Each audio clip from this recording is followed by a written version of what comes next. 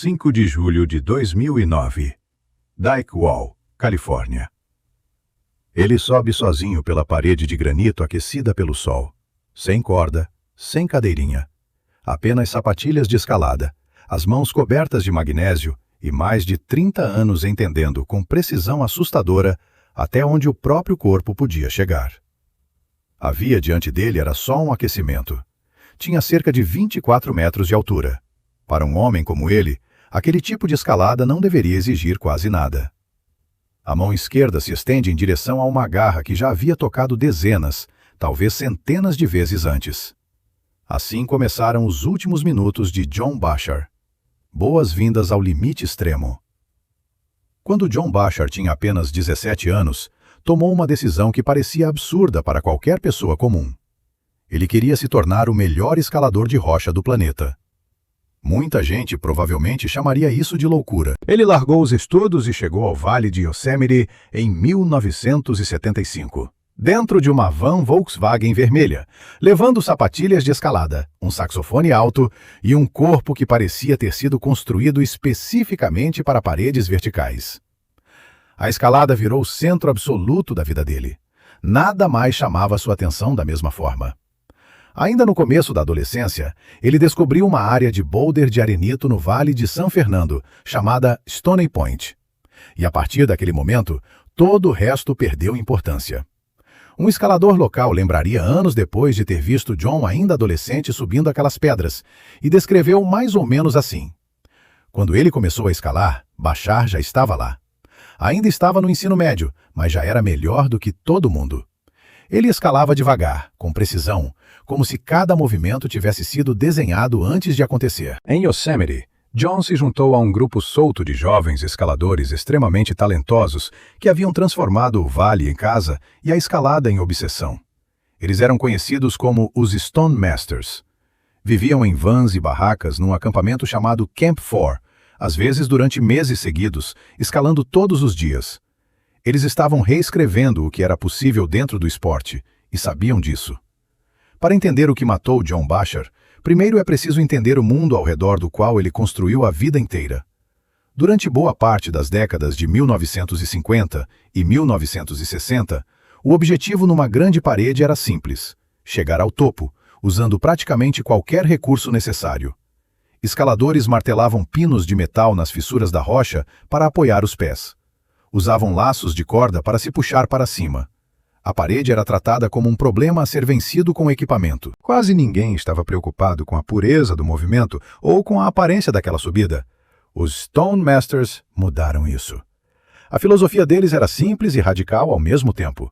Use apenas as mãos e os pés na rocha. Nada de ajuda artificial. Nada de se puxar pelo equipamento.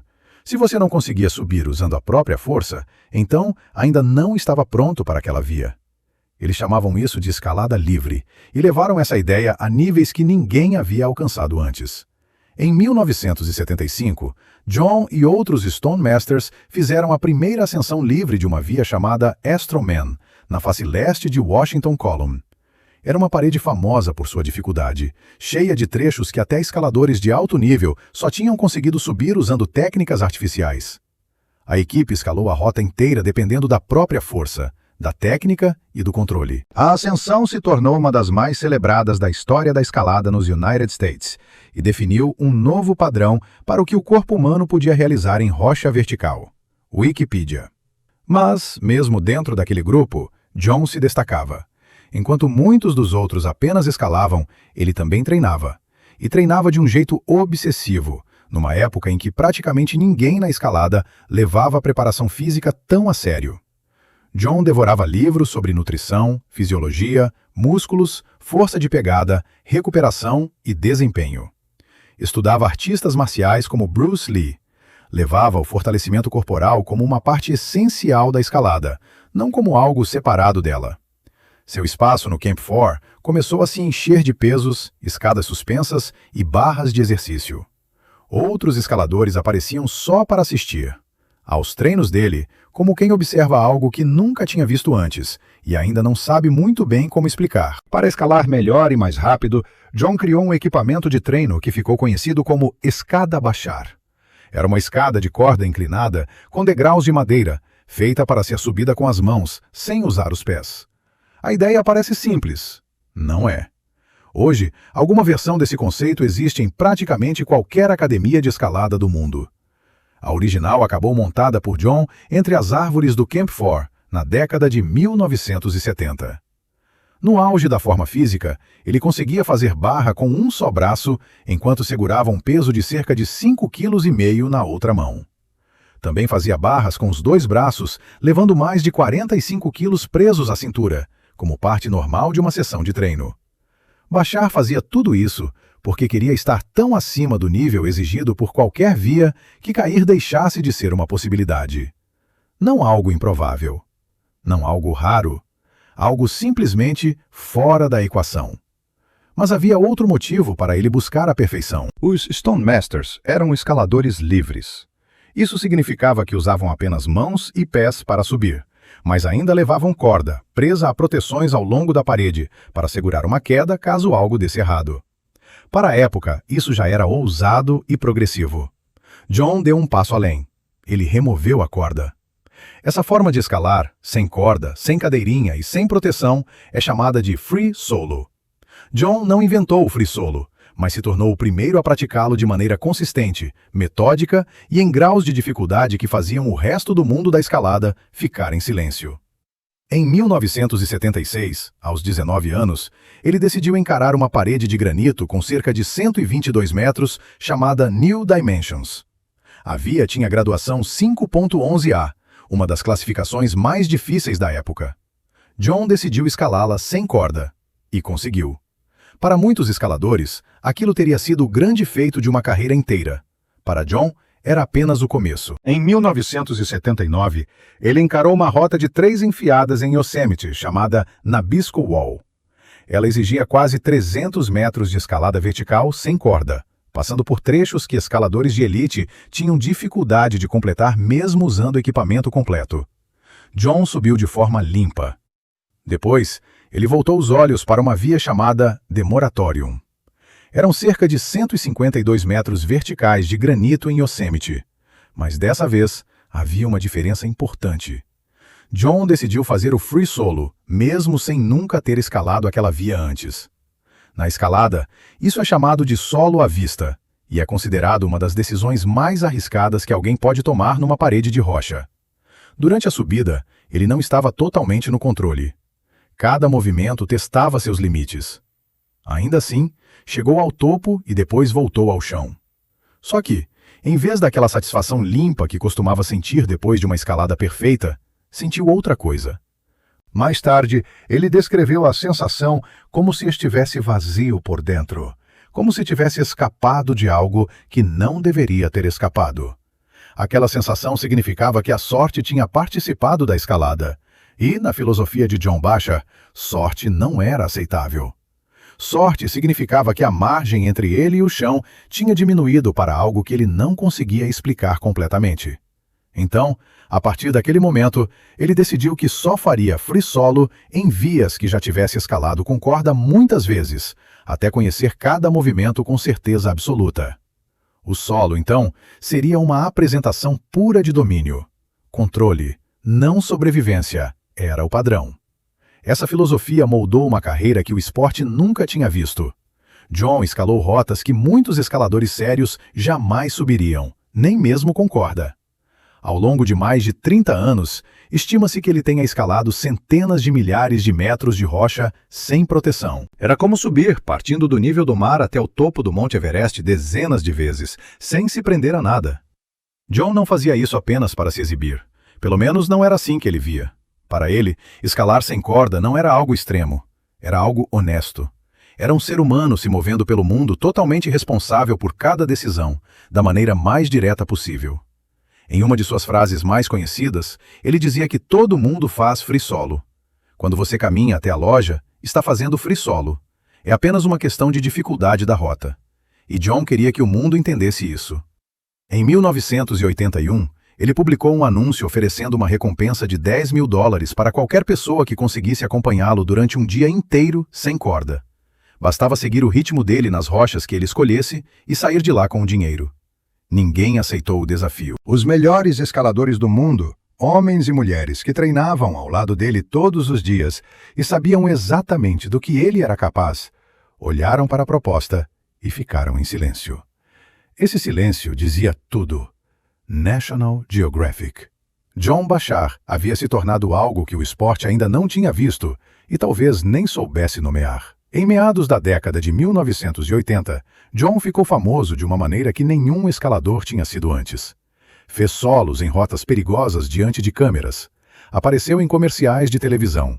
Competiu em provas de sobrevivência e venceu. Revistas de grande circulação escreveram sobre ele numa época em que a escalada praticamente não fazia parte da cultura popular. Ele virou o rosto público de um esporte que muitos americanos mal conheciam, realizando diante das câmeras coisas que muita gente nem acreditava serem reais. O mundo ficou fascinado por ele. Nenhuma rota parecia capaz de pará-lo. Nenhuma montanha parecia grande demais. Pouquíssimos escaladores no planeta sequer ousariam tentar acompanhar aquilo. Mas uma estrada no estado de Nevada estava prestes a fazer o que 3 décadas de rocha não tinham conseguido. No dia 13 de agosto de 2006, John Bashar estava dentro de um carro, voltando para casa depois de uma feira em Salt Lake City. Naquela época, John tinha 49 anos. Ele ainda escalava, mas sua vida já se estendia muito além da escalada. Tinha um negócio em crescimento, um filho chamado Tyrus e uma história que ia muito além daquela van Volkswagen vermelha com a qual havia chegado a Yosemite 30 anos antes. No banco ao lado estava Steve Carafa, seu parceiro de negócios e amigo próximo. Sua namorada, Anastasia, também estava no veículo. Era para ser apenas uma viagem comum de volta para casa. Mas, em algum ponto perto da divisa com Nevada, o carro saiu da estrada. Ninguém conseguiu explicar completamente o motivo. Não havia outro veículo envolvido. Não houve uma sequência clara de eventos. Apenas uma estrada reta no deserto e, de repente, o carro já não estava mais nela. Steve morreu no impacto. Anastasia sobreviveu com ferimentos leves. John ainda estava vivo quando os paramédicos chegaram. Ele recebeu transporte de helicóptero para Utah, onde recebeu atendimento médico urgente. O que os médicos encontraram foi o tipo de lesão que poderia encerrar qualquer carreira. John havia fraturado 5 vértebras do pescoço. A coluna cervical é a parte da coluna que atravessa o pescoço. Ela é formada por 7 vértebras, empilhadas desde a base do crânio até a região dos ombros. Pelo centro dessas vértebras passa a medula espinhal. Cada ordem enviada pelo cérebro para mover um dedo, fechar a mão ou segurar uma agarra precisa passar por aquele corredor estreito. Bashar havia fraturado 5 dessas 7 vértebras. A lesão mais séria ficava muito perto da base do crânio. Os médicos disseram que uma diferença mínima na direção do impacto poderia tê-lo deixado paralisado do pescoço para baixo, ou poderia tê-lo matado antes mesmo da chegada dos paramédicos. A coluna dele precisou ser estabilizada cirurgicamente com hastes e parafusos para manter unidas as partes que o acidente havia danificado. Mas John não tinha seguro médico e as contas eram enormes. A notícia se espalhou e a comunidade da escalada arrecadou dinheiro para ajudar o homem que havia levado o esporte a novas alturas. A comunidade pagou as contas. A cirurgia deu certo. Contra todas as expectativas, John voltou a andar com as próprias pernas. Era, de certo modo, um milagre médico. Mas John nunca mais seria exatamente o mesmo. Quando os cirurgiões estabilizaram as vértebras cervicais, conseguiram manter a estrutura óssea no lugar, mas não podiam simplesmente apagar o dano causado. Aos nervos. Ossos podem se recuperar com o tempo. Nervos são muito mais complicados. Às vezes, nunca voltam completamente ao normal. Essa condição pode deixar falhas residuais nos sinais que viajam do cérebro, atravessam a coluna cervical e chegam aos braços e às mãos. O grande problema é que isso nem sempre aparece o tempo todo. Pode ficar invisível por dias ou semanas. Então, sem um aviso claro, o sinal falha. A ordem sai do cérebro, passa pela região lesionada e em algum ponto daquele caminho danificado, não chega como deveria. O músculo espera uma instrução que vem atrasada, fraca ou incompleta. No caso de John, o problema afetava uma das mãos e um dos braços. Em alguns dias, ele acordava e tudo parecia normal. Em outros, tentava pegar algo simples, como uma xícara de café, e a mão não respondia do jeito esperado. Não era necessariamente algo dramático, não era uma perda total de movimento, era uma diferença pequena, mas real. Uma pegada que deveria ser 10 parecia 6. Dedos que fechavam uma fração de segundo mais tarde do que o cérebro mandava. Para a maioria das pessoas, isso seria uma limitação incômoda. Para um homem que fazia free solo, uma pegada 6, quando você precisa de uma pegada 10, não é um incômodo. É uma ameaça direta. O pior, para John, era não conseguir saber com antecedência que tipo de dia teria. Não havia um aviso pela manhã dizendo que aquele seria um dia ruim. Ele se sentia bem, até o momento em que deixava de estar bem. Mesmo assim, continuou fazendo free solo, porque aquilo era quem ele era. Era a única versão de si mesmo que ele conhecia de verdade. Parar seria como abandonar o ar. Então ele se ajustou. Deixou de escalar no limite absoluto e passou a escolher rotas muito abaixo da sua capacidade máxima. Vias tão fáceis para ele que, mesmo num dia ruim, mesmo se a mão respondesse só parcialmente, a escalada ainda deveria estar dentro do que conseguia controlar. Ele continuava sem corda, mas com uma margem maior do que jamais havia aceitado antes. Durante alguns anos depois do acidente, essa estratégia funcionou. Até o dia em que parou de funcionar. 5 de julho de 2009, um domingo de manhã, Mammoth Lakes, Califórnia. John acordou, entrou no carro e dirigiu por cerca de 5 minutos até uma falésia que já tinha visitado centenas de vezes. A Dyke Wall fica acima do Lago George, a aproximadamente 2.740 metros de altitude. Era praticamente ao lado da casa dele. John conhecia cada detalhe daquele lugar. A via escolhida naquela manhã se chamava Mr. Kamikaze. Tinha graduação 5.10A e cerca de 24 metros de altura. Para John, isso era o equivalente a um velocista profissional dar uma corrida leve até o fim da rua. Ele e sua parceira haviam usado aquela mesma via como aquecimento apenas 2 dias antes. Ele não levava cordas, claro. Para ele, aquilo era desnecessário. Outros escaladores estavam na falésia naquela manhã, preparando equipamentos, conferindo ancoragens e conversando entre si. Ninguém observava John com atenção. Então, de repente, um som forte cortou o ar, como uma pedra pesada caindo. Depois veio um ruído abafado, e então, silêncio. Os escaladores olharam para a base da parede e viram uma pequena nuvem de poeira subindo do chão. Correram até o local em menos de 1 minuto e encontraram John caído na base da falésia, sem responder. Alguém ligou para a emergência. Outra pessoa buscou um conjunto de primeiros socorros. Os escaladores ao redor tentaram falar com ele enquanto esperavam, procurando qualquer sinal de reação. Não houve resposta. Uma equipe de resgate chegou e o retirou da área em uma maca com rodas. Levaram John até a margem do Lago George e o colocaram em um barco para atravessar a água. Uma ambulância aguardava do outro lado. Ele recebeu transporte até o hospital em Mammoth Lakes, mas era tarde demais. John Bacar morreu naquela mesma tarde. Ele tinha 52 anos.